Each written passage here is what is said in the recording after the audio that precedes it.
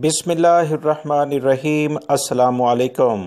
سعودی عرب میں 18 دسمبر 2020 کے لحاظ سے پچھلے 24 گھنٹے میں 174 کیسز وبائی مرض کرونا کے سامنے آئے ہیں، جبکہ 208 افراد الحمدللہ صحت یاب بھی ہوئے ہیں۔ 10 افراد پچھلے 24 گھنٹے میں انتقال بھی کر گئے ہیں۔ انا للہ و انا الیہ راجعون۔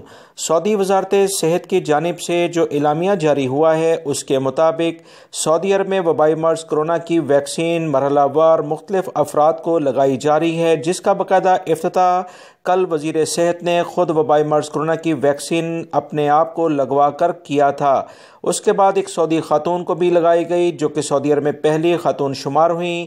غیر ملکی افراد کو بھی لگائی جا رہی ہے۔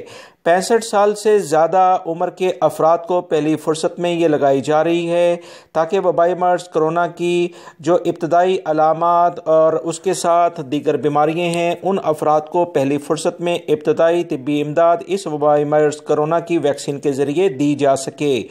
دوستو، ریاض ریجن میں پچھلے 24 گھنٹے میں 47 کیسز سامنے آئے ہیں۔ مکہ المکرمہ ریجن میں، جس میں جدہ بھی شامل ہے، اکثر بھائی اس بارے میں پوچھتے تھے، اس میں 36 کیسز سامنے آئے ہیں۔ مدینہ منورہ ریجن میں 28 کیسز ہیں۔ الشرقیہ ایسٹرن جو دمام کا علاقہ ہے، اس میں 20 کیسز سامنے آئے ہیں۔ اسیر ریجن میں 10 ہیں۔ البحر ریجن میں 10 ہیں۔ الجوف ریجن میں 6، تبوک ریجن میں 5، حدود شمالیہ ریجن میں 4 کیسز ہیں، جبکہ نجران ریجن میں 3 ہیں۔ قسیم ریجن میں بھی 3 ہیں۔ جازان ریجن میں 1 اور حائل ریجن میں بھی 1 کیس سامنے آیا ہے۔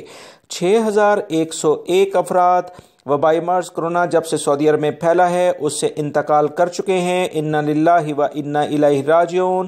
436 افراد کی حالت کافی زیادہ خراب ہے، انہیں بھی ابتدائی طبی امداد دی جا رہی ہے، اور جو نئی ویکسین آئی ہے وہ بھی فراہم کی جا رہی ہے۔ اللہ رب العزت انہیں صحت کاملہ عطا فرمائے۔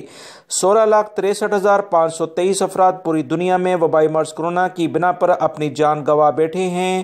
احتیاط کریں، احتیاط سے بہتر کوئی علاج نہیں۔ السلام